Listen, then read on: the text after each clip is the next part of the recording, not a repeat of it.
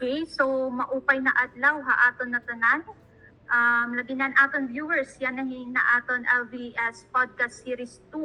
So welcome ha amon Facebook page. Ako ngay Anima del Aporillo, Visa Specialist from Liban Visa Support Tacloban branch. And then makakaupod naton ang aton Visa Support Assistant from our Butuan branch, Miss Iza Olmedo. Hello, Miss Iza. Hello everyone, may adlaw sa tanan. Okay, and of course, an aton Executive Director of Liban Visa Support, Miss E.G. Ballington. Hello, Miss E.G. Hello everyone. Thank you for joining us for this podcast too. Okay, and of course, i-welcome po natin ang aton new intern, Miss Angeline Sansano. Hello po, mupay po na gahapon nga tanan. Okay, so hindi o ba higpan? So, Liban Visa Support is nagpa-facilitate in travel entry visa, immigration services, permanent residence, and citizenship application for and on behalf of local and foreign clients to the proper embassy. So we are a licensed company and 100% Filipino owned. Then our Tacloban branch is located sa may P. Burgos Street, Barangay 32, harani kami sa may Asian Development College, and corner Burgos Paterno Street. So around ano lang po kami, downtown area po. And then to give you a background, kung ano ang three na major services ni Liban, Miss Iza, please. Thank you, Ma'am Adele. So, Liban Visa Support has three major services. So, under the travel, we facilitate travel and international flight booking, and then hotel booking, passport appointment, immigration visa consultation, cover letter, and itinerary writing. So under the immigration, we facilitate foreign and local clients who wants to become a permanent resident or citizen of another country. We help to process alien registration program, immigration clearance certificate,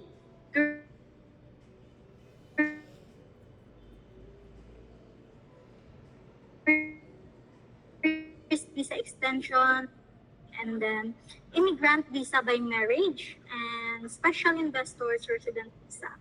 And under the visa services naman, we assist and guide our local and foreign to strengthen the application through their documentation in obtaining the necessary visa in countries they want to visit.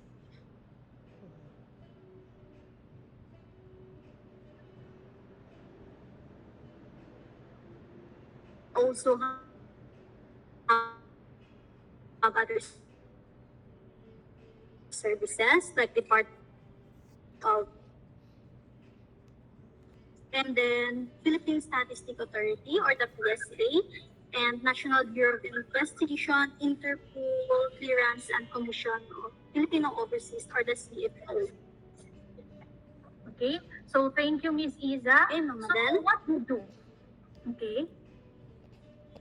So what we do? So we guide clients through every step of the process. So tika nga pagpili kung ano na right na visa and para haimo, madaha documents hasta immigration, and hasta na makita po namon nan amon client is makalakat na po iya country of destination po, which is amo man talaga ang pinaka-main goal talaga ni Liban. So our team offers also a personalized consultation, expert advice on visa requirements, and practical tips for visa interviews.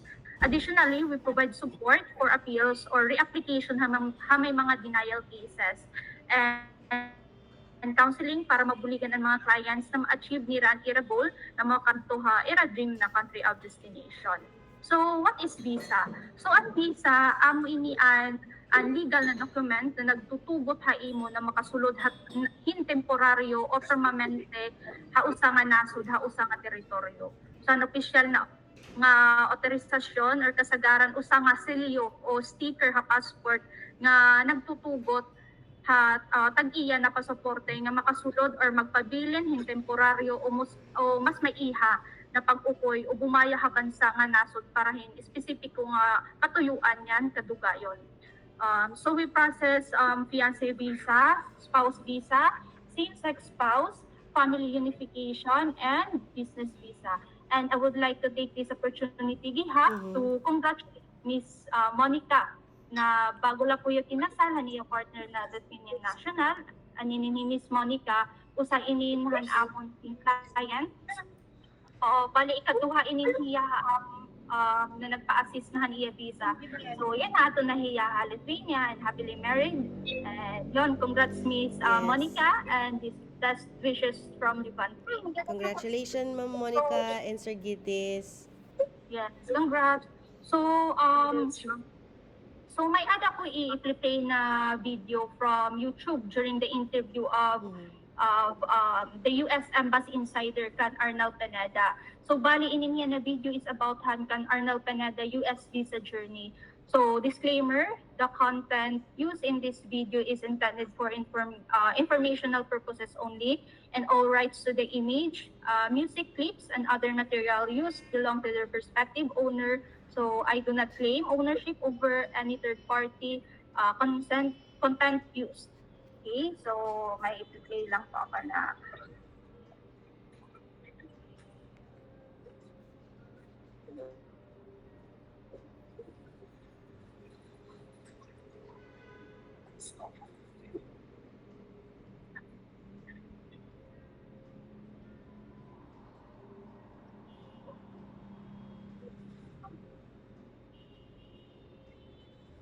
I think there's no audio, so probably we can just summarize it for Okay. our viewers.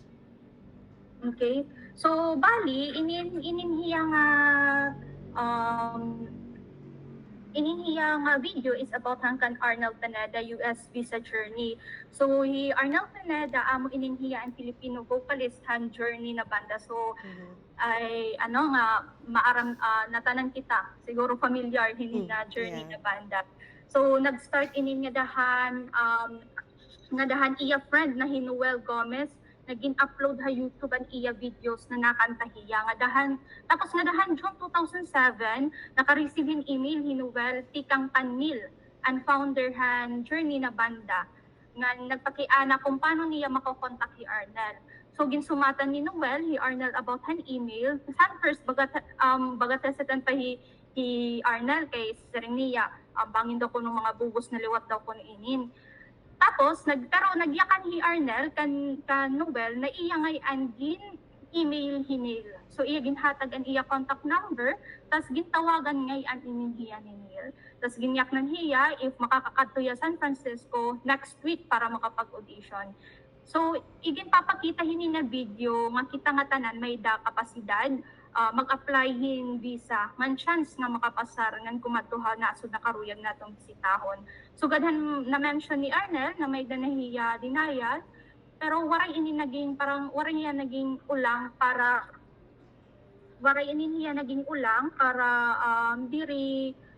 diri mag-apply otrong tapos puhaon ang iya talaga pinakakaasam talaga nga visa nga asya maupay talaga na ready kita during aton interview kay diri kita maaram kung ano ti papakiana haim ano ta aruon haim papabuhaton haim.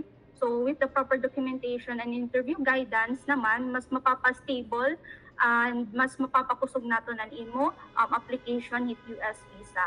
So labinan aton mga senior citizen nga dana, syempre di rin good man itong hira medyo as maaram ha paggamit ng mga computer. So that is why adhiliban visa support mabulig kay iyo na gusto mag-apply hin US visa. How about you po, Miss Isa? So ano ang imo magiging thoughts or about or comment about po hinin na video po na aton din play? Isa, I think you're on mute. Yeah. Okay. So as what Ma'am Madel mentioned earlier, that the video about Mr. Arnel Pineda, inspiring US visa journey niya, and we also know already that he is a vocalist sa journey na banda. So base sa video na pinakita or sinamarize ni Ma'am Madel. Kahit na-deny na siya sa unang apply niya, so nagpakita gihapon siya ng determinasyon and then talent sa interview niya, diin ipakanta pa nga siya sa konsul. So ang kanyang parang experience is nakaka-inspire kasi unang beses na deny siya but it doesn't parang stop him para mag-apply ulit for his dreams sa US. So he applied and then get his visa, and then it's because of the proper documentation and then tiwala din sa sarili niya because we all have the right naman na kumuha ng visa natin or mag-apply. Yes. Oo. So yun. Oo, tama. So thank you, Miss Iza. How about you po, Miss EJ, para sa karagdagang comments or Yeah, thoughts po? Yes, that video is being published by the U.S. Embassy in Manila wherein they share Arnel Pineda's visa journey, no? From the Journey band, diba? Dalawa journey. No, yung kanta, yung band nila Journey. So, we from Levant Visa Support really acknowledge the hardship, no, on acquiring a US visa for a tourism purposes. Like now the the changes in the immigration policies, no, wherein we are from Levant is very updated, no, and hindi natin kinakailan na talagang mahirap mag-apply ng US visa, but here in Levant Visa Support we guarantee that we will guiding you on every step of the process, and ang pag-join mo, no, for our service is somehow helping you, no, to be ready, no, on the documentation process, and not only the documentation, you yourself, your mind, your goal, no, on stepping foot in the US, no, for tourism and other business purposes, no. So you can apply for a US visa for tourism, business, fiancé and spouses visa, and a petition filing as well. We can accommodate here in Levant Visa Support. So hopefully to see you, no, from our viewers, no, from Samar and Leyte and other parts of the region. Okay. So, thank you, Miss EJ. So, yes, yun, tama yun. So, thank you, Miss Iza and Miss EJ for sharing your thoughts about the video. Ngan hadug nga kasayuran, pwede niyo i-visit ang among Facebook main page na may atin na 2,000 likes and then 2.2K followers. Nga ng mga taga Butuan Liwat, adiyan Facebook page, and Levant Visa Support Immigration Services, Butuan City. Nga ng mga taga Tacloban naman, i-search na niyon ako ni Madel Apurillo. So magawas na po ito na amon Facebook page naman yan ni Tacloban. Yan, pwede gyap niyo i-search it amon location through Google Map or i-scan an akon QR code na ada screen. So para ma-direct ka mo akon Messenger. And then i-message lang niyo kami para hit iyo inquiries. Kindly send an iyong ngaran, country of destination, email, and mobile number. So after ito, nakaka-receive kang call from one of our business support representative to talk to you personally about the details of your plan. Or pwede liwat ka mo mag-direct pagtawag or text din nga number na ada yung screen. So for Tacloban branch, 0966-829-4595. For Manila branch, 0915712670. And for Butuan branch, 0954345015. Or email our official email address, hello@levantvisasupport.com. And then to inform everybody na taga Mindanao, so nag-open na po ang amon Butuan branch ngadahan December 26, 2024 na pinanganahan ni Father P ang blessing and ribbon cutting. And then yan na, ang aton naman buyag, ang aton Tacloban branch is sobra na po 2 years din niya na nag-open po. So nag-open kami nga dapahan 2023. So before kita magtapos, hinin na aton podcast. So ini-invite ko ang mga gusto mag-process sa ira mga visa na pwede gihap ka mo mag-walk-in office from Monday to Saturday, 9 a.m. to 6 p.m., except for official Philippine holidays.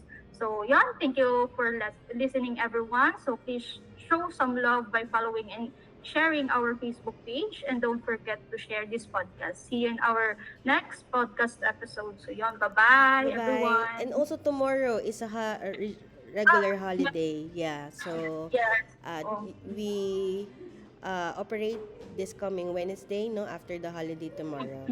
Okay. Oo, Hope to see tama, you in tama. our offices. Thank you. Thank you. Bye-bye. Bye-bye. Bye.